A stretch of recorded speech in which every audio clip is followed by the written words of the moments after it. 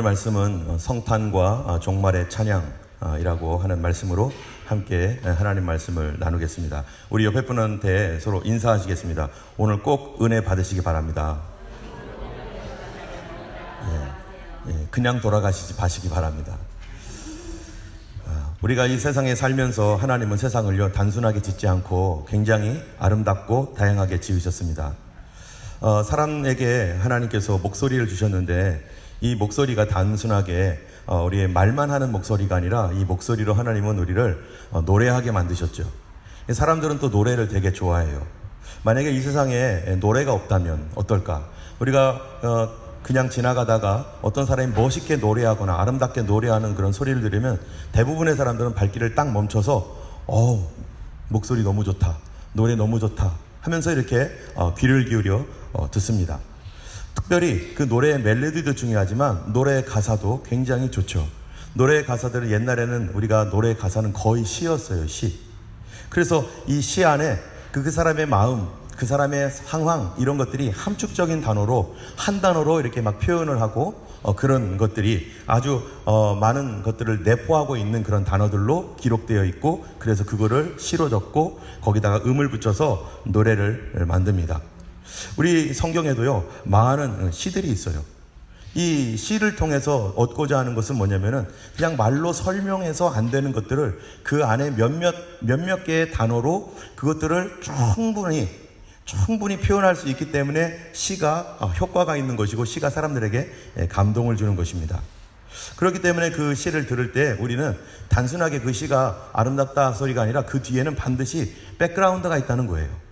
제가 고등학교 때 옛날에 배웠던 시들이 이렇게 있어서 몇 가지를 이렇게 봤는데요. 혹시 여러분 이육사 시인의 광야라는 이러한 그 시를 아마 알고 계실 겁니다. 까마득한 날에 하늘이 처음 열리고 어디에 다구는 소리 들렸으랴 하면서 쭉쭉쭉 내려가다가 맨 끝에 다시 천고 뒤에 백마 타고 오는 초인이 있어 이 광야에서 목 놓아 부르게 하리라.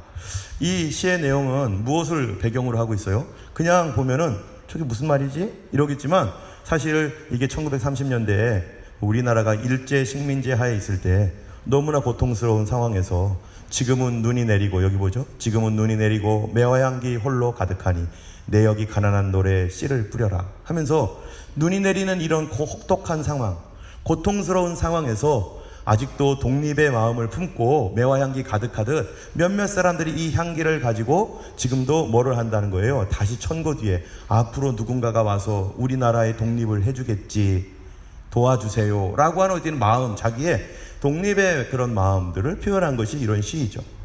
또 우리가 잘 아는 서정주 시인의 국화협에서 이것도 그 일제 혹독한 상황에서 쓰여진 시잖아요. 우리가 잘 아는 내용인데요. 한 송이 국화꽃을 피우기 위해 봄부터 소쩍새는 그렇게 울었나 보다. 이런 그 노래를 그냥 우리가 그냥 들으면 저게 무슨 소리야? 소쩍새는 당연히 울지. 그럼 뭐 소쩍새가 뭐 소리 지르나? 뭐 이렇게 하면 왜 소쩍새가 저게 나왔을까? 이렇게 하면은 시를 모르는 거죠. 그 안에 많은 내용이 함축되어 있는데요. 그래서 이 한 송이 국화꽃을 피우기 위해 천둥은 먹구름 속에서 또 그렇게 울었나 보다. 여기서 말하는 게 뭐겠어요? 국화꽃이 피듯이 우리나라도 다시 폈으면 좋겠다.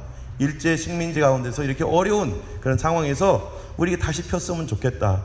혹독한 어려움과 고난 속에서도. 그래서 이 내 누이같이 내 누님같이 생긴 꽃이요 하면서 그 꽃을 간절히 사모하고 바라는, 독립을 사모하고 바라는. 그러나 이런 역사적 배경을 모르면 이게 무슨 얘기일까 이렇게 헷갈려 하는 것이죠. 어쨌든 이러한 사람들의 시가 이 사람들에게 많은 것들을 생각하게 하고 그리고 감동을 주는 것처럼 성경에서도 많은 시들이 있습니다. 여러분 성경에 이 뒤에 보면 찬송가가 있는데 찬송가 빼고 이 성경 안에 찬송이 있어요.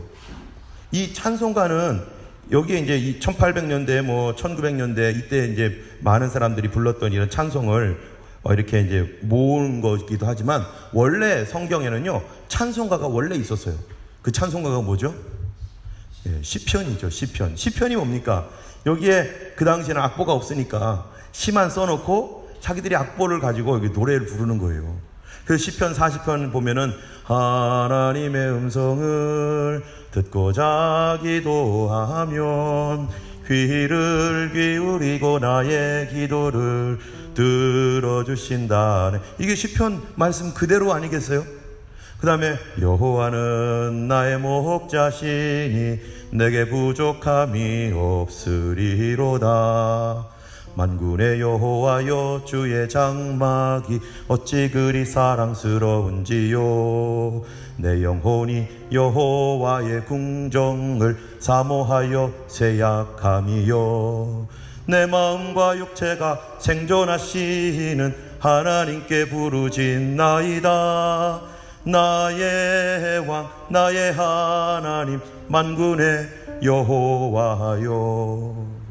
이런 많은 그 시들이 다 이게 성경 그대로예요. 이런 시편이 성경에 가득하여 있습니다. 그런데 이 시에서 이게 말하고 있는 것을 우리가 백그라운드를 모르면 이게 어떤 의미지? 왜 여기서 왜 이런 시를 썼을까? 사실은 이러한 시들 속에는요, 다 다윗의 고통과 쫓겨다님, 또 성전에서 쫓겨남, 이런 것들을 자기 궁전에서 쫓겨나가지고 하나님의 성전을 사모하여서 이런 그 여러 가지 배경들이 이 시에 있습니다. 오늘 우리가 요한계시록 19장에 보는 종말 때 19장은 이제 마지막 찬양이에요, 거의.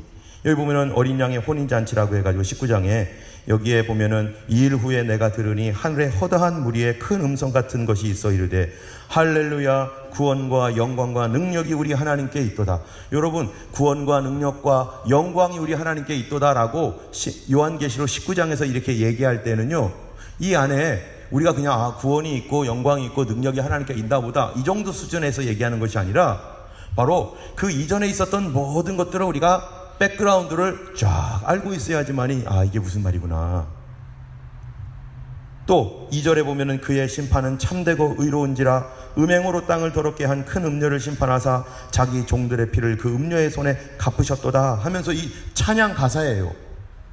그래서 하나님께서 이 세상을 더럽혔고 많은 성도들을 고통받게 했던 이 음녀, 땅을 멸망시키려고 했던 이 음녀를 하나님이 갚아주셨음을 인하여서 우리가 여기에 감사하면서 5절에 보면은 보좌에서 음성이 나기를 하나님의 종들 곧 그를 경외하는 너희들아 작은 자나 큰 자나 다 우리 하나님께 찬송하라. 할렐루야 주 하나님 곧 전능하신 이가 통치하시도다. 뭐 이런 내용들이 이 요한계시록 1장부터 오히려 창세기부터 지금까지 쭉 이어져 내려왔던 그러한 시입니다. 특별히 오늘 우리가 성탄절 바로 그 주간을 맞이하고 있어요. 여러분, 성탄절 주간에 그때에도 시가 있을까요, 없을까요? 성탄절 주간에 하나님께서 천사들을 통해서 노래를 시킨 게 있어요. 노래를. 그 노래가 뭡니까? 천사들이 가로되 지극히 높은 곳에서는 하나님께 영광이요 땅에서는 하나님이 기뻐하시는 사람들 중에 평화로다. 여러분, 이것이 사람이 부른 게 아니라 천사들이 목자들 앞에서 이 찬양을 불러주면서 그들이 이 메시지를 들었을 때 우리는 그냥 높은 곳에서는 하나님께 영광이지, 그리고 땅에 있는 사람들 중에는 평화이지, 그렇게 됐으면 좋겠다 라고 하지만 사실은 이 안에는 하나님의 예언적인 메시지가 있는 것이죠. 이 안에는 그동안의 인간의 그 백그라운드, 우리 삶 가운데 무슨 일이 있었는지에 대한 백그라운드를 가지고 있는 메시지가 바로 이런 메시지죠. 지극히 높은 곳에서는 하나님께 영광이 되는, 앞으로 일어날 일이, 예수 그리스도의 탄생이 바로 하나님께는 뭐가 된다는 거예요? 큰 영광이 된다. 그가 이때 이 세상에서 살면서 행하신 그 일들은 하나님께 앞으로 큰 영광이 될 것이다. 여러분, 영광이 뭐죠? 영광이라는 의미가 뭡니까? 영광이라는 건 밝다 뭐 이런 의미보다도 더 그 근본적인 뜻은 무겁다라는 뜻이잖아요. 더 무겁다. 나보다 훨씬 더 인격적으로 무거운 사람, 나보다 입이 무거운 사람, 나보다 인격이 훨씬 더 나는 게임이 안 될 정도로 그는 비중이 있고 무거운 사람. 하나님께 영광이 되는 것은 예수 그리스도가 이 땅에 오셔서 그분의 구원을 이루는 일에 있어서 우리의 차원과는 너무나 다른, 하나님께 모든 사람이 영광을 돌려서 주님은 우리랑 비교가 안 되는 하나님이십니다. 우리의 행한 일은 아무것도 아닙니다. 하나님, 어떻게 이런 일을 하실 수 있습니까? 할 정도로 우리와 비교할 때, 이 땅의 어떤 누구와도 비교할 때 비교가 안 될 정도로의 크신 분, 그 무게감이 있는 분, 그게 바로 하나님께 영광이죠. 또 땅에서는 기뻐하신 사람들 중에 평화로다. 이 백그라운드가 뭐겠어요? 하나님과 우리 사이에 뭐가 없다는 거예요? 평화가 없는데 하나님의 보내신 예수 그리스도 때문에, 그분이 하신 일 때문에 너무나 큰 영광인데, 그게 뭐냐면 하나님과 우리 사이에 평화를 이룬 영광이라는 거예요. 그분이 도대체 우리와 하나님 사이에 어떻게 평화를 주셨는가? 우리는 죄인으로서 하나님을 불신하고 하나님을 떠나고 하나님 원하지 않는 일만 골라서 하면서 내 멋대로 살아왔고 하나님을 대적해왔던 사람들이 바로 우리들인데, 하나님이 도대체 우리와 평화하기 위하여 예수님을 보내주셨는데 그 일이 도대체 뭐냐? 그 일을 행하신 하나님께서 요한계시록에서는 이제 음녀도 심판했습니다. 하나님 이제 어린 양의 혼인잔치가 기다리고 있습니다 라면서 이렇게 하는 전체의 과정들이 이 시 안에 우리가 함축적으로 그 말씀 안에 엄청나게 포함되어 있습니다. 도대체 영광과 우리에게 평강을 주시는 하나님은 도대체 누구이신가? 여러분, 이 찬양이라고 할 때 우리가 방금도 30분 동안 찬양했지만, 여러분, 찬양이라는 게 뭡니까? 찬양은 무엇을 찬양하는 걸까요? 찬양에는요, 성경에는 크게 두 가지를 찬양합니다. 우리 한번 읽어볼까요? 같이 읽겠습니다. 시작. 그의 능하신 행동을 찬양하며 그의 지극히 위대하심을 따라 찬양할지어다. 여기 찬양하라고 하잖아요. 하나님을 찬양할 때에는 두 가지를 찬양하는데, 첫 번째는 능하신 행동, 다시 말하면요, 그가 무슨 일을 하셨는가, 그리고 그는 앞으로 무슨 일을 하실 것인가, 그분의 행동에 대하여 찬양합니다. 그런데 그분이 행하신 행동이 너무나 영광을 드리는 거예요. 하나님께 영광스러운 거예요. 두 번째로는 뭐를 찬양하죠? 여기 보니까 그의 지극히 위대하심. 여러분, 그의 지극히 위대하심이라는 게 뭐예요? 그가 위대하심. 여러분, 이 땅에 많은 훌륭한 사람들이 있고 뭐 여러 가지 사람인데, 이순신 장군 하면은 위대합니까? 위대하지 않습니까? 우리나라 사람에게는요, 위대하죠. 그런데 만약에 세계적으로 이름이 있는 사람이 있어요. 히틀러, 위대합니까? 안 위대합니까? 그 사람 보고 위대하다고 하는 사람은 아무도 없죠. 차라리 내가 더 위대하죠.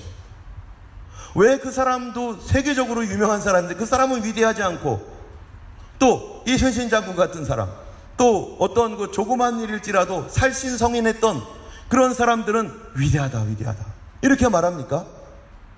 그가 행했던 행동뿐만 아니라 그의 행동이 어디서부터 나오기 때문이에요? 그의 성품에서 나오기 때문이죠. 그의 성품이 어떠냐에 따라서 그의 행동이 나오기 때문에, 여기 보면은 지극히 위대하심을 따라 찬양할지어다. 하나님의 뭐를 찬양한다는 거예요? 하나님의 성품을 찬양한다는 거예요. 하나님의 행하신 그 일이, 이미 행하셨던 것과 앞으로 행하실 그 일이 그분의 거룩한 성품 가운데 나왔기 때문에 찬양은 항상 두 가지를 찬양하는 거예요. 여러분, 우리가 기도도 시나 마찬가지인데, 기도도 우리가 기도할 때, 하나님을 찬양하는 기도할 때 몇 가지로 크게 압축하여 기도할 수 있습니까? 하나님의 행하신 일, 그리고 행하실 일. 이게 행하실 일에 대한 찬양은 믿음으로 하는 것이죠. 행하신 일에 대해서는 감사로 찬양하는 것이고, 그리고 그 행하신 그 분이 어떠한 분인가 라고 하는 것은 하나님의 성품에 대한 찬양이고. 자, 하나님의 성품에 대하여 성경에 그분이 어떤 분인가를 또 얘기해요. 시편 111편 4절 읽어보겠습니다.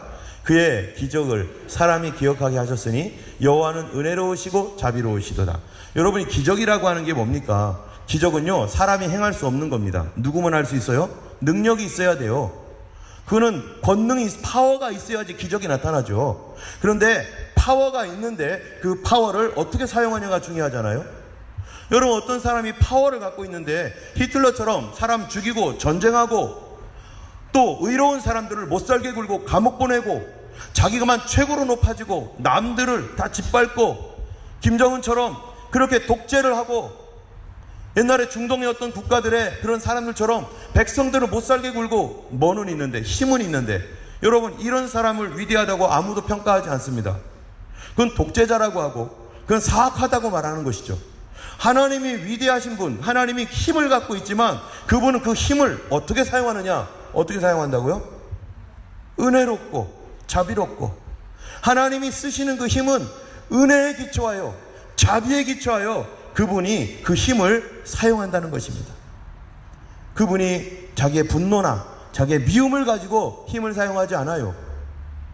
어떤 사람들은 하나님이 전능하시다 얘기하면서 그 사람은 하나님의 성품을 오해해가지고 하나님을 멀리 하는 사람도 있습니다.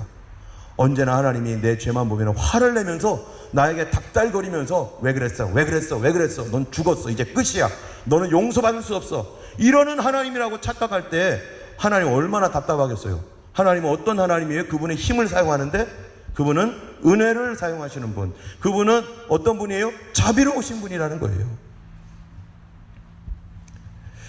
이 하나님에 대하여 성경에서 우리가 잘 아는 내용이 있습니다. 여러분 요나 알잖아요. 요나가 어느 날 하나님 앞에 기도하는데 놀라운 하나님의 메시지를 듣습니다. 너는 니느웨 성에 가가지고 그 죽어가는 사람들 그들을 위해서 회개하라고 전파하라고. 그 니느웨는 어떤 성입니까? 아시리아의 수도예요.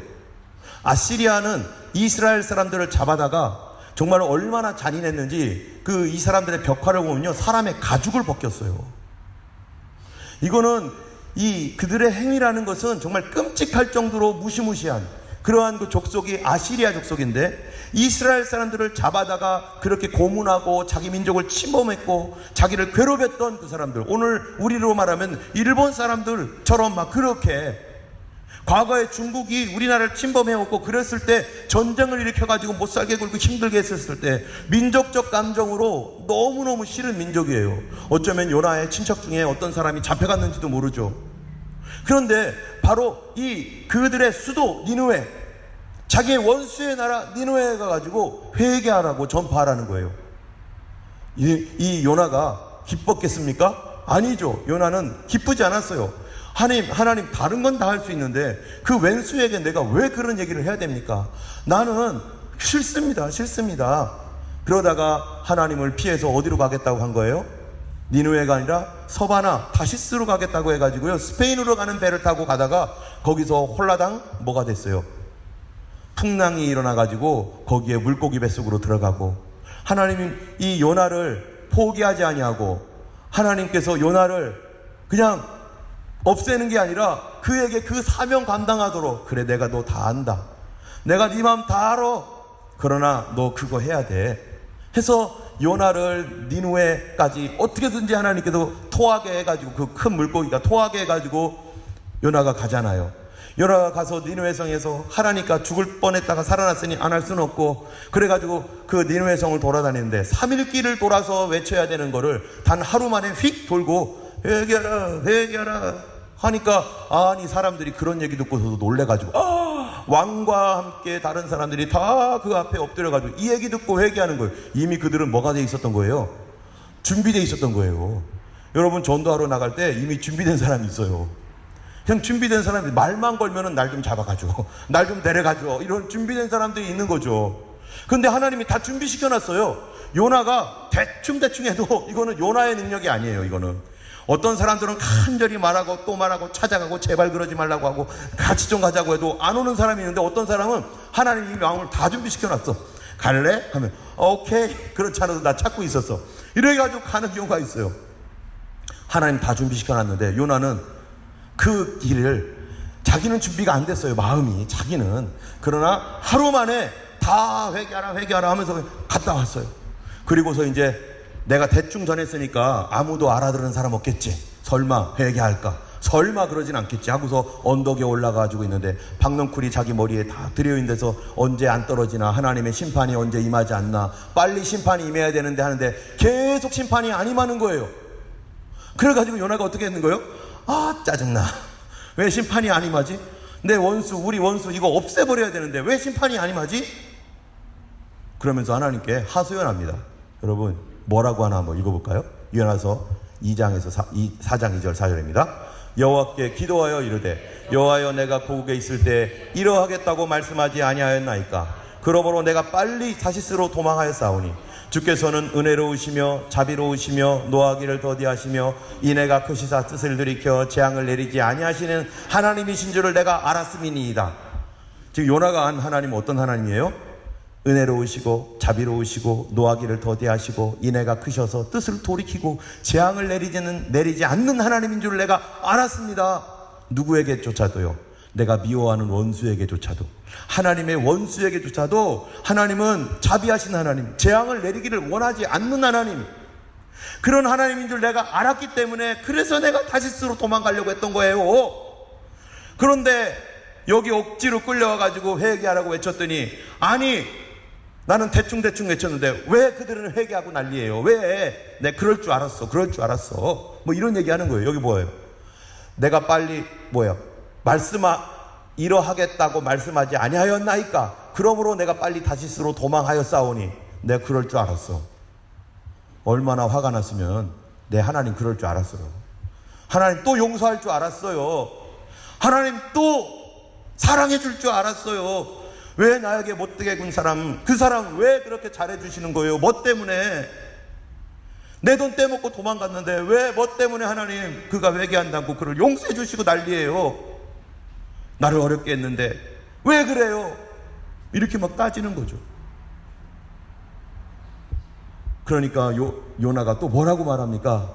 같이 읽어볼까요? 여호와여 원하건대 이제 내 생명을 거두어 가셔서 사는 것보다 죽는 것이 내게 남입니다. 완전히 이 사람 다혈질이에요. 다혈질. 날 죽여 하나님 날 죽여주세요 막 이러는 거예요. 막 사는 것보다 죽는 게 낫겠습니다. 죽여달라고 막 이러면서. 하나님 어떤 하나님이라고요? 어떤 하나님이기 때문에 이 사람이 화를 냅니까? 너무 좋으신 하나님이에요. 너무 용서해 주시는 하나님이에요. 그 사람 용서하면 안 되는데 그 사람까지도 용서해 주시는 하나님이야. 그러니까 나는 너무가 화가 나는 거예요. 그러니까 여호와께서 4절에 이르시되 네가 성내는 것이 옳으냐? 그랬더니 뭐라고 할게요? 옳습니다. 내가 성내는 게 옳습니다. 이게 바로 누구라는 거예요? 이게 바로 우리라는 거예요. 내 원수는 없애버리고 싶어요. 나에게 잘못했던 사람들은 다 없애버리고 내 눈에서 사라졌으면 좋겠어요. 그 아들, 그 아이, 어린 아이조차도 보기도 싫어요. 내 원수의 아이들은 보기도 싫어. 그런데 하나님은 아니 왜 그를 사랑하시는 거야? 왜 그러시는 거야? 그런데 이게 우리의 죄악성입니다. 나의 원수에 대해서는 하나님이 무지막지하게 대해주기를 원하는데, 그런데 나에게는 한없이 자비하게 대해주기를 원해요. 내가 원수가 했던 그 일을 다른 사람에게 했어도 하나님은 나에게 한없이 자비롭게 하기를 원하면서, 다른 사람이 나에게 잘못한 거는 하나님이 그 사람에게 무지막지하게 그 사람에게 벌해주기를 원하는 거죠. 우리 늘 그렇습니다. 우리가 생각할 때 나에게 잘해줬던 그 일들보다 다른 사람이 나에게 못해줬던 일들만 주로 생각하잖아요. 어디에서 마음이 딱 hen겨버리면 지금까지 함께 기도해주고 함께 사랑해주고 함께 가면서 어려움을 다 통과했는데 어디에서 마음이 딱 hen겨버리면요, 그런 거 싹 잊어버려요. 우리가 죄인입니다.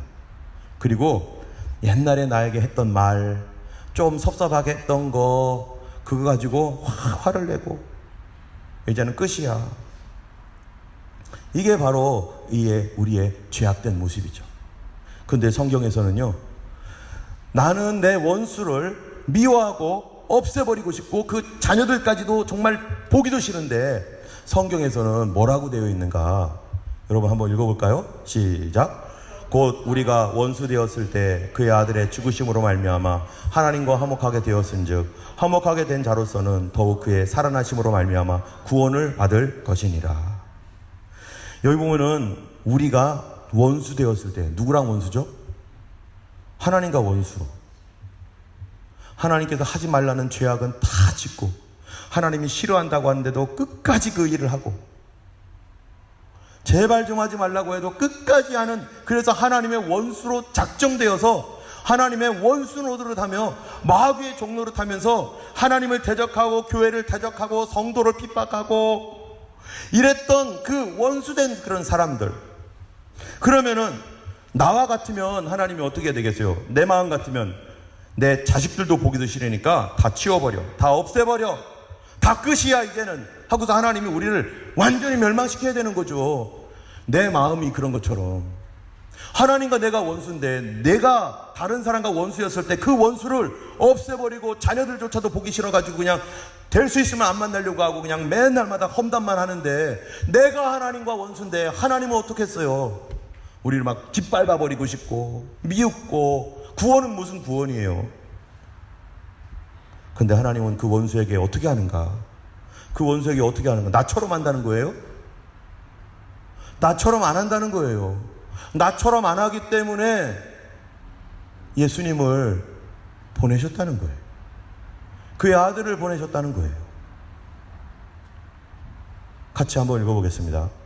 우리가 아직 죄인 되었을 때 그리스도께서 우리를 위하여 죽으심으로 하나님께서 우리에 대한 자기의 사랑을 확증하셨느니라. 우리는 원수에 대해서는요, 무관심하고 공격하고 비난하고, 그런데 하나님은 그의 원수를 어떻게 대했대요? 우리는 그렇게 대하는데 하나님은 그분의 원수를 어떻게 대해야 한다고요? 우리가 아직 죄인 되었을 때. 이게 무슨 말입니까? 하나님과 화해 안 했어요. 하나님과 아직 해결 안 됐어요, 문제가. 그런데 그랬을 때, 나는 여전히 하나님을 대항하고 있는 죄인이었을 때에도 그리스도께서 우리를 위하여 죽으심으로. 이게 무슨 말입니까? 하나님이요, 그리스도께서 우리를 위하여 죽으심으로 하나님께서 우리에 대한 자기의 사랑을 확증하셨느니라. 우리는 아직 해결 안 됐는데 하나님께서 뭐 하셨느냐? 내 아들 보낼게. 내 아들 너희들에게 줄게. 너 나 원수처럼 여기지? 너 나 원수처럼 생각하지? 내 아들 너희에게 줄게. 그래서 뭐 한다고요? 내가 너희를 어떻게 사랑하는지 내가 증명한다. 성탄절이 뭡니까? 그 아들을, 하나님 원수 같은 이 땅에, 하나님을 원수로 여기는 이 땅에 그 아들을 보내신 것이 바로 성탄절인 거죠. 그래서 뭐 하라고요? 하나님 마음을 알아달라고, 하나님은 어떠한 하나님인지 돌이키라고, 회개하라고. 같이 읽어볼까요? 8장 32절. 자기 아들을 아끼지 아니하시고 우리 모든 사람을 위하여 내어주시니가 어찌 그 아들과 함께 모든 것을 우리에게 은사로 주지 아니하시겠느냐. 자기 아들을 어떻게 해요? 아끼지 아니하시고 그 다음 말이 뭐예요? 내어주시니가. 내버렸어요. 누구에게? 원수에게 줘버렸어요. 여러분, 여러분의 자녀를 원수에게 주는 사람이 어디 있습니까? 내 자녀는 스페어하죠. 내 아들은 아껴야죠. 근데 원수에게 줘버리는 사람이 어디 있어요? 니들 마음대로 해. 니들이 마음대로 해. 그리고 줘버렸다는 거예요.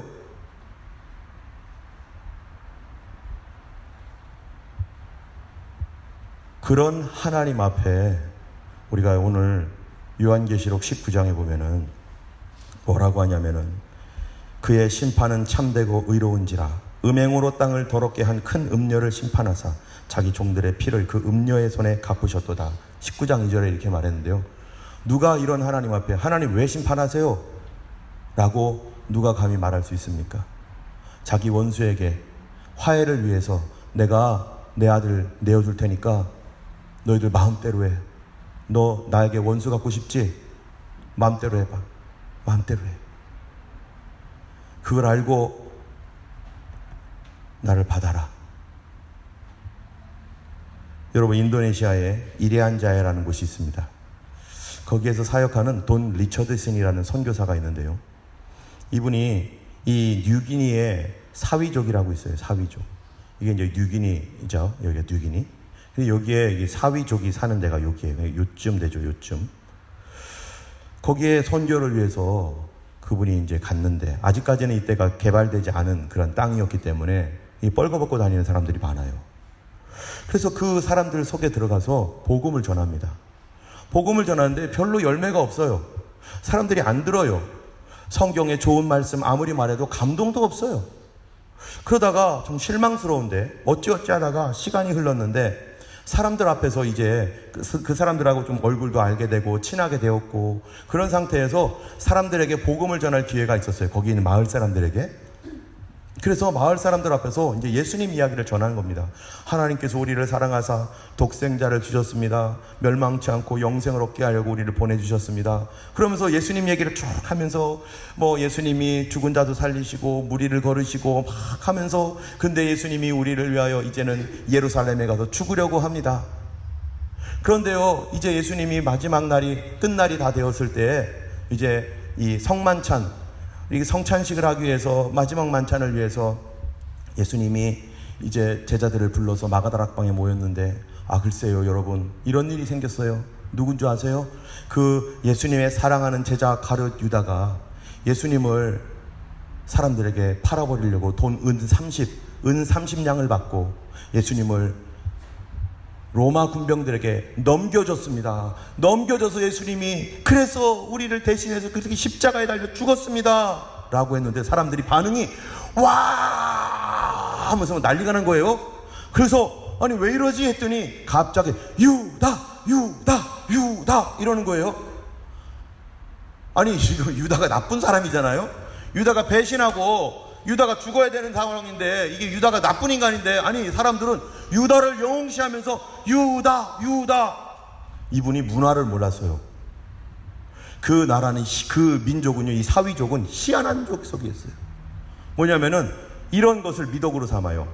사람들을 잘 사귀어가지고 아주 친하게 지내서 이 사람이 절대로 나를 속일 수 없다, 이 사람은 나의 가장 친한 친구다 라고 확실히 믿게 한 다음에 뒤통수를 때리는, 그거를 똑똑하다고 생각하고 그거를 이 용감하다고 생각하는 민족이에요. 도대체 우리랑 개념이 달라요. 우리랑 개념이. 그런데 예수님의 그 얘기를 하니까 사람들이 유다 야 유다처럼 정말 훌륭한 사람이 없다, 유다처럼 용감한 사람이 없다, 우리는 감히 그렇게 못하는데 유다는 우리의 모범이야, 샘플이야 하면서 막 유다를 외치는 거예요. 이분이 거기 너무 황당해가지고 실망감이 너무 컸습니다. 여기는 이건 어떻게 해야 되냐, 이건 안 되겠다. 거의 포기 직전이에요. 근데 얼마 후에 그 족속 안에서 다른 사위족이 있는데 그런 족속과 서로 싸움이 일어났어요. 전쟁이 일어났어요. 전쟁을 한참 하면서 이쪽 팀도 죽고 저쪽 팀도 죽고 부상당하고 막 이러한 가운데 정말 난장판의 전쟁이 일어나고 있는데 갑자기 이 사람들이요, 전쟁도 뭐 늘 하는 게 아니니까 야 이거 안 되겠다 해가지고 자기들이 휴전을 하자는 거예요. 휴전을.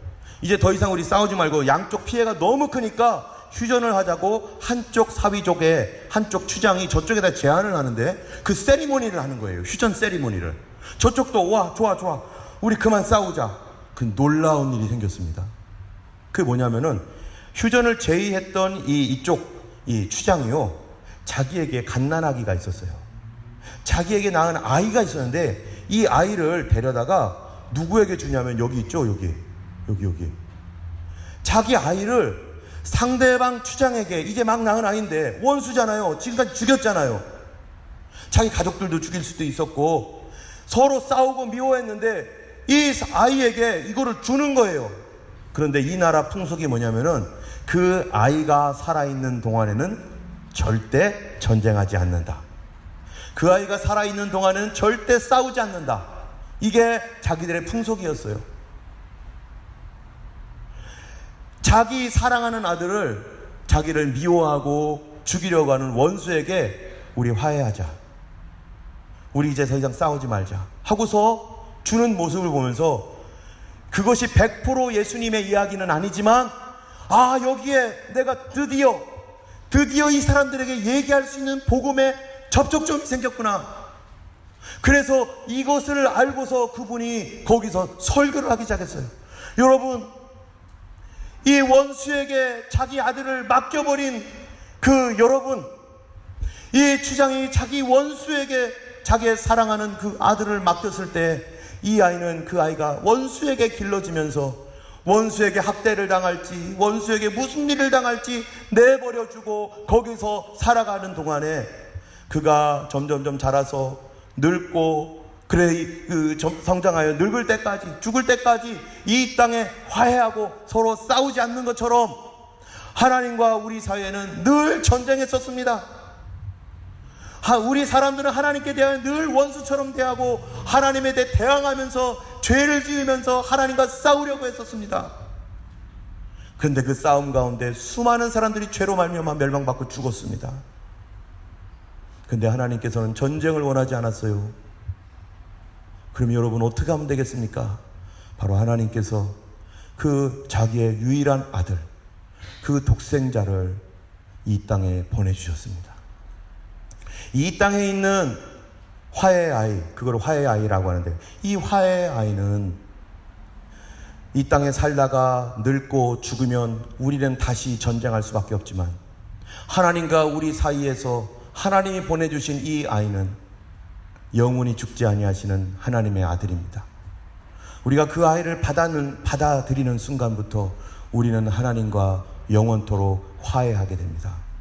여러분, 하나님과 화해하십시오. 여러분, 하나님과 화평하십시오. 이 메시지를 들은 이 사람들이요, 모두가 다 감동을 받고 자기들의 얘기니까 거기서 이 사위족이 추장부터 시작해서 예수님을 믿는 족속으로 바뀌어버렸다는 거예요. 그런데 사실은요, 이게 복음의 정확한 메시지는 아니죠. 사실 여기서는요, 우리가 한 가지 더 들어가야 돼요. 원래 성경에는 어떤 메시지로 더 들어갑니까? 바로 그 아이를 내어 주었더니 하나님은 어떻게 하셨어요? 여기는 그 아이를 내어 주고 전쟁하지 않게 해서 이 아이를 키우고 보호하고 끝까지 전쟁하기 싫으면 어떻게 해야 돼요? 이 아이를 데리고 있어야 되는 거죠. 이 아이를 죽이면 어떻게 되죠? 다시 전쟁하죠. 그런데 하나님은요, 원수에게 내 아들을 맡겨버렸어요. 너희들 마음대로 해라. 여러분, 내 원수가 있는데요, 내 원수가 나에게 뭔가를 맡기면 잘됐다 요놈들 해가지고 얼마나 고문하고 미워하고 때리고, 그 원수를 생각하면서 얼마나 그러겠습니까? 근데 하나님께서 하나님을 원수처럼, 영적으로는 하나님의 원수가 된 우리들에게 그 아들을 맡겨버렸는데요, 그 아들을 맡았던 이 사람들이 어떻게 합니까? 예수님을 십자가에 못 박아 죽여버립니다.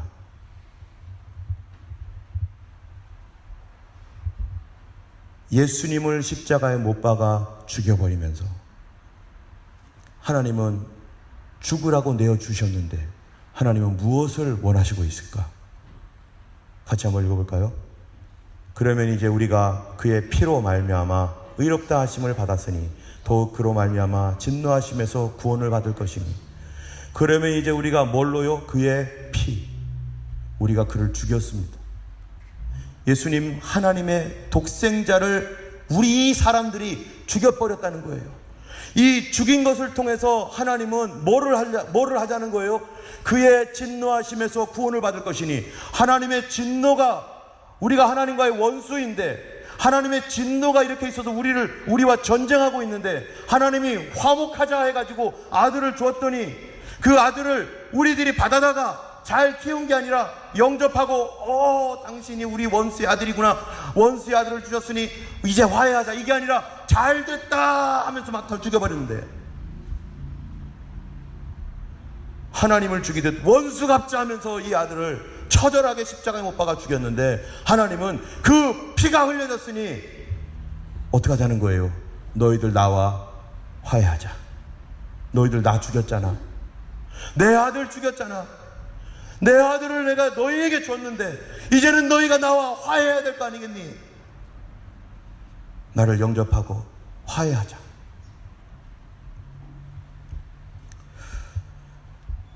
하나님과 원수된 관계를 청산하려면요, 하나님의 계획이 뭐였냐면은 그 아들을 죽이는 거였습니다. 그 원수에게 죽이도록 내버려 두는 거였어요. 그 아들은 원수가 나를 죽이도록 자기 자신을 맡겨버렸습니다. 예수님이 자기를 죽이는 사람들에게 자기 목숨을 맡겨버렸어요. 무엇을 위해서 맡겼는가? 우리를 심판하기 위해서 맡긴 게 아니에요. 하나님을 죽이듯 예수님을 십자가에 못 박아 죽이고 그 피를 흘리면서 와, 원수에게 이제는 복수했다 하면서 이러고 있을 때 하나님께서 그 피를 보고 이제 나와 화해하자. 내 아들의 피가 흘려졌으니 이제 너희는 나와 화해하자. 오해를 풀어라. 여러분 때문에요, 우리가 예수님을 믿는다는 게 뭔가, 이거는 예수님을 정말 믿는다는 것은 이 인간의 노력으로 불가능한 건데, 그 뭐냐면요, 예수님을 믿는다는 것은 내가 하나님과 원수였다는 사실에 대하여 내가 알고 있어야, 인지해야 돼요.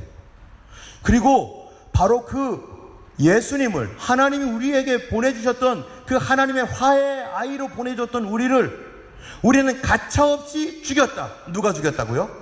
바로 내가 죽였다는 것을, 내가 예수님을 죽였다는 것을 내가 영접할 때부터 우리가 하나님의 백성, 하나님과 화해하는 사람이 됩니다.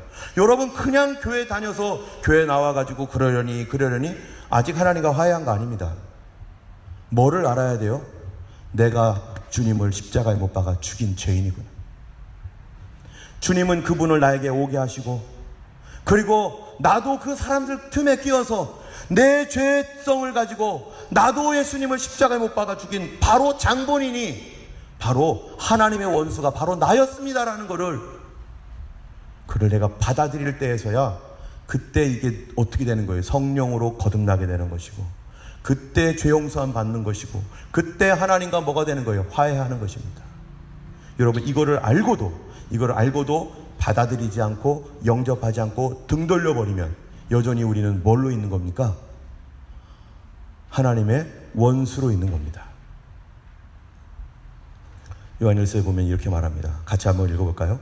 만일 우리가 우리 죄를 자백하면 저는 미쁘시고 의로우사 우리 죄를 사하시며 모든 불의에서 우리를 깨끗게 하실 것이요, 만일 우리가 범죄하지 아니하였다 하면 하나님을 거짓말하는 이로 만드는 것이니 또한 그의 말씀이 우리 속에 있지 아니하니라. 우리 죄를 자백하면 나 죄인입니다. 예수님 누구 때문에 죽었습니까? 하면 우리 때문에 죽었어요. 틀려요. 우리 때문에 죽은 거 아니죠. 그게 왜 우리 때문입니까? 바로 내가 죽였는데. 그게 마음속에 들어온 사람이 예수 믿는 사람이 돼요. 바로 예수님은 나 때문에 죽였고 나의 죄가 죽였고 내가 예수님을 죽였습니다. 그런데요, 우리 죄를 그거를 자백하면 주님, 내가 예수님 죽인 죄인입니다. 내가 그걸 알기 원합니다라고 기도해야 되고요. 저는 미쁘시고 의로우사 그래 너 나와 화해하자. 내 아들의 피가 흘려졌으니 너는 나와 화해할 수 있다 하면서 그 피로 그 아들을, 우리를 받아주시는 화해가 일어나서 바로 하나님의 자녀가 됩니다. 그러나 반대로 만일 우리가 범죄하지 아니했다. 예수님 내가 보내달라고 했나? 아들 왜 보내줘? 내가 죽였지. 우리가 죽였지만, 사람들이 죽였지만 나는 책임 없어. 내가 죽인 거 아니야. 영적으로는 우리가 죽였는데 그 마음은요, 하나님과 원수된 상태로 여전히 있는 것입니다. 여러분 가운데 내가 예수님을 죽였다라는 그런 믿음을 가지고 있는 사람이라면 그 사람은 구원받은 사람이에요. 그런데 교회를 오래 다녀도 내가 죽인 건 아닌데, 우리를 위해서 죽었지 나는 아닌데 아직 성령을 받지 못했습니다. 아직 구원에 이르지 못했습니다. 하나님께서 계속해서 그를 성장시키셔서 내가 죽였구나를 알게 하실 것입니다. 같이 읽어보겠습니다. 영접하는 자 곧 그 이름을 믿는 자들에게는 하나님의 자녀가 되는 권세를 주셨으니. 뭐를 영접해요? 내가 하나님 원수였는데 내가 예수님 죽였습니다. 내 죄 때문입니다. 영접하는 자 곧 그 이름을 믿는 자들에게 하나님의 자녀가 되는 권세를 주셨습니다. 오늘은 성탄절 이제 며칠 남지 않았습니다. 여러분 우리가 아까 봤던 찬양을 보세요. 천사들의 찬양 뭐라고 합니까? 지극히 높은 곳에서는 하나님께 영광이요. 여러분 영광이 뭡니까? 영광이 자기 아들을 원수에게 죽이려면 죽여라. 나는 너를 사랑한다. 죽이려면 죽여라. 그것으로 복수하려면 복수해라. 내가 너와 화해하기를 원하노라. 내가 너의 아버지가 되고 내가 너를 구원하기를 원하노라. 여러분 이런 사람이 있습니까? 내 원수에게 내 자식 맡겨놓고 죽이려면 죽여. 그리고 너 나랑 화해하자. 더 큰 원수 되잖아요, 그렇게 되면. 근데 하나님은 우리가 감당할 수 없는 그 사랑을 가지신 하나님이십니다. 이 하나님 앞에 우리가, 그것이 하나님의 영광이요. 우리의 사랑 아무것도 아닙니다. 내가 사랑했고 용서했고 참아줬고 그거 하나님께 뭘 비할 거예요? 우리는 자랑할 게 없는 거죠. 하나님의 그 앞에서 우리가 무엇을 자랑하겠습니까? 그 다음에 보세요. 땅에는 하나님이 기뻐하신 사람들 중에 평화로다. 누구야가 평화하기를 원하십니까? 하나님이 나와 싸우기 원하지 않아요. 나와 평화하기를 원해요. 하나님은 나를 받아주시고 나의 아버지 되시고 나의 인도자 되시고 나의 보호자 되셔서 무엇 때문에? 그 아들의 피값으로 말미암아.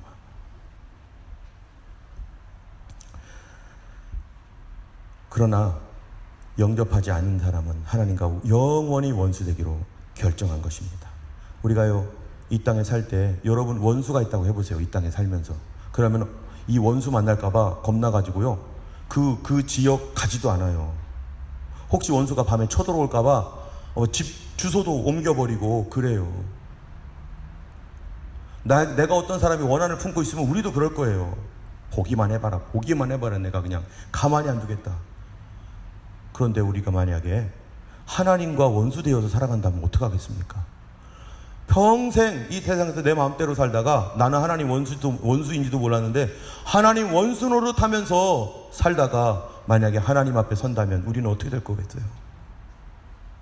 그래서 생명의 길과 사망의 길을 내 앞에 두었다.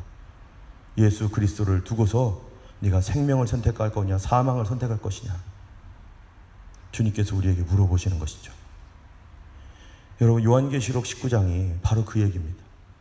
요한계시록 19장에서 2절에 그의 심판은 참되고 의로운지라 음행으로 땅을 더럽게 한 큰 음녀를 심판하사, 나중에 어떻게 한다고요? 하나님의 심판이 임한다고요. 어떤 자들에게? 하나님의 사랑을 죽을 때까지 거절한 자들, 끝까지 영접하지 않고 버려버린 자들, 하나님 날 사랑한다는 사실에 대하여 끝까지 부인한 사람들. 하나님 우리에게 재앙을 주는 하나님이 아닌데, 아니야 그분은 나에게 재앙을 주시는 분이야 라고 거절하고 주님을 떠난 사람들, 그 사람들과 그 사단과 그의 말에 속고 그의 말을 따라왔던 모든 자들을 주님이 마지막 때에 심판하신다는 거예요. 그런데 그 하나님이 어떤 하나님이라고 여기 써 있느냐면요, 2절에 19장 2절에 보세요. 그의 심판은 참되고 의로운지라. 뭐 하다고요? 하나님이요 참되시대요. 심판하셨는데 의로우시대요. 여러분, 하나님 참됩니까? 여러분, 의롭습니까? 하나님 참되십니다. 우리는 의롭습니다. 주님은 의롭습니다. 나하고 비교할 수가 없습니다. 나는 조금만 나에게 마음 상해도 두고 보자, 내가 그대로 돌려줄 거야 이러는데, 하나님은 아들까지 내어주시고 십자가에 못 박아 죽이는 사람들을, 그래 내 아들 피 봤으니 이제 나랑 화해하자, 이런 하나님 앞에 우리가 무슨 말을 하겠습니까? 하나님의 마지막 때의 심판은요 참되고 의로우십니다. 아무도 그 앞에 뭐라고 말 못할 것입니다. 지금은요 구원받을 때예요. 지금은 은혜 받을 때입니다. 지금은 주님이 우리를 위하여 구원의 문을 활짝 열어놓고, 아직 닫지 않았어요. 활짝 열어놓고 누구든지 예수 그리스도를 믿으면 구원을 얻으리라. 그 예수를 십자가에 못 박아 죽인 사람들까지도 예수님은 누구든지 믿으면 구원을 얻을 것이다 라고 하면서 모든 사람에게 구원의 문을 열어놨습니다. 그런데 만약에 요한계시록에 있는 것처럼 문이 닫혀버리면요, 어느 날 갑자기 닫혀버리면요, 더 이상 긍휼이 없습니다. 여러분, 하나님은 우리와 어떤 관계가 되기를 원하시는가? 7절, 8절, 9절까지 한번 읽어보겠습니다. 시작. 우리가 즐거워하고 크게 기뻐하며 그에게 영광을 돌리세. 어린 양의 혼인 기약이 이르렀고 그의 아내가 자신을 준비하였으므로 그에게 빛나고 깨끗한 세마포 옷을 입도록 허락하셨으니 이 세마포 옷은 성도들의 옳은 행실이로다 하더라. 천사가 내게 말하기를 기록하라. 어린 양의 혼인잔치에 청함을 받은 자들은 복이 있도다 하고, 또 내게 말하되 이것은 하나님의 참된 말씀이라 하기로. 예수님을 십자가에 못 박도록 내어주신 하나님이요, 그 예수 그리스도의 피값을 통해서 사람들은 원수가 봤다고 하지만, 그러나 하나님은 그 예수님의 죽음을 통해서 그와 화해한 사람들에게 최종적으로 무엇을 원할까요? 여기 보니까 뭐라고 되어 있어요? 어린 양의 혼인잔치. 어린 양이 누굽니까? 예수님이죠. 혼인은 누구와 합니까? 누구와 혼인합니까? 그의 신부인 교회와 하죠. 성도들이죠. 그 성도들은 원래 누구였습니까? 바로 예수님을 십자가에 못 박아 죽인 우리들이었죠. 그가 내가 죽였습니다, 내가 예수님 죽인 죄인입니다라고 했을 때 그가 성도가 되는 거죠. 그와 어떤 관계가 되길 원하시는가? 여러분, 이 세상의 계약 중에 가장 강력한 계약이 뭐겠어요? 평생 가는 계약. 그건 결혼 계약이죠. 결혼 계약. 우리가 결혼할 때마다 검은 머리가 팥뿌리가 될 때까지, 하얗게 될 때까지 절대로 떠나지 않겠느냐고 이렇게 맹세하잖아요. 이 결혼 계약과 같이 주님의 결혼은 영원한 결혼이죠. 영원한 결혼. 우리 믿는 사람들이 예수님, 그 예수님과 함께 영원한 하나님 나라의 혼인 계약처럼 끊어지지 않는 하나님의 백성, 하나님의 자녀, 주님의 신부 되게 하시려고 주님께서 자기의 목숨을 바쳐서 어린 양의 혼인잔치에 참여케 하시려고 우리로 하여금 주님은 자기를 내어 놓으신 하나님이십니다. 이번 성탄절을 맞이하여서 우리가 그 예수님 아직 영접하지 못했고, 내가 아직 예수님이 누구이신지 내가 죽였다는 것을 내가 잘 모른다면 주님께 고백하셔야 돼요. 주님, 날 좀 도와주세요. 하나님, 이 기도 얼마나 좋아하시겠어요. 주님, 나에게 눈을 열어주세요. 내 마음 바꿔주세요. 우리가 이 시간에 그런 사람이 있다면 우리가 그 부분에 대하여 기도하고, 이미 영접했지만 아직도 흐릿흐릿한 사람이 있다면 다시 주님 나에게 뜨거운 마음 주시고 성령 부어주셔서 그 마음으로 다시 예수님 사랑하고 처음 사랑이 회복되어지게 하여 주옵소서. 우리 가족 가운데 아직 예수님을 알지 못하는 가족들이 있다면 주님, 우리 가족 이 사실을 알게 하시고 그들의 눈을 열어주셔서 어두움에서 빛으로, 사단의 권세에서 하나님의 아들의 나라로 옮겨주시는 놀라운 시간이 되게 하여 주시옵소서 하며, 이 크리스마스 얼마 남지 않고 연말이 얼마 남지 않았습니다. 주님, 내가 주님 영접합니다. 도와주세요 하며 우리 같이 기도했으면 좋겠습니다. 우리 찬양 들어주시고 이 시간 우리 같이 우리 하나님 앞에 묵상하며 기도하겠습니다. 함께 기도하겠습니다.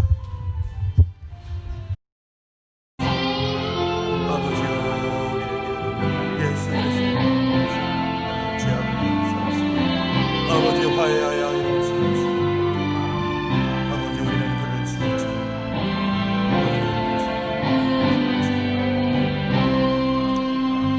거룩하신 하나님 아버지, 이 땅에 화해의 아이로 오셔서 비록 우리는 그를 죽였지만 하나님, 그는 다시 살아나셨고 우리를 의롭다 하시기 위하여 다시 살아나셔서 이제 영원한 하나님과의, 예수 그리스도의 하나님 혼인 계약과 같이 그의 자녀됨으로 영원히 살기를 원하시는 하나님의 그 큰 사랑 앞에 우리가 영광을 돌리나이다. 나는 범죄하고 하나님의 아들마저도 죽일 수밖에 없는 원수요 분노를 가지고 있는 죄인이지만 우리에게 그 아들을 아끼지 아니하시고 내어주신 사랑, 이 성탄절 그 아들을 하나님이 이 땅에 우리의 화해의 아이로 보내주셔서 다시 우리에게 말씀하고 계시는 것을 믿습니다. 나와 화해하자, 나와 화해하자고 하시는 주님의 이 손을 붙들고 그 아들을 하나님 영접함으로 아직 그리스도를 영접하지 않은 사람이 있다면 이제 하나님의 자녀로 살게 하여 주시고, 성령님이시여 눈을 열어주셔서 어두움에서 빛으로 나오게 하여 주시옵시고 하나님과 화목한 관계 안에 들어갈 수 있도록 도와주시옵소서. 아버지 하나님, 2021년도에는 주님과 그 화목한 관계 안에서 누리는 참 평강과 기쁨을 누리는 우리 모두가 되게 하여 주시고, 이 크리스마스 기간 가운데 하나님의 평강이 우리의 삶의 전환이 일어나도록 역사하여 주옵소서. 이제는 우리 주 예수 그리스도의 놀라우신 은혜와 하나님 아버지의 크신 사랑과 성령님의 감화감동 인도 위로 교통하심이, 화해의 아이이신 예수 그리스도를 내가 죽인 줄 알고 주님 앞에 애통해하며 주의 큰 사랑 앞에 엎드리고 또 그 예수를 영접하고자 하는 모든 주의 백성들 머리 위에 이제로부터 영원토록 함께 하시기를 간절히 축원하옵나이다. 아멘.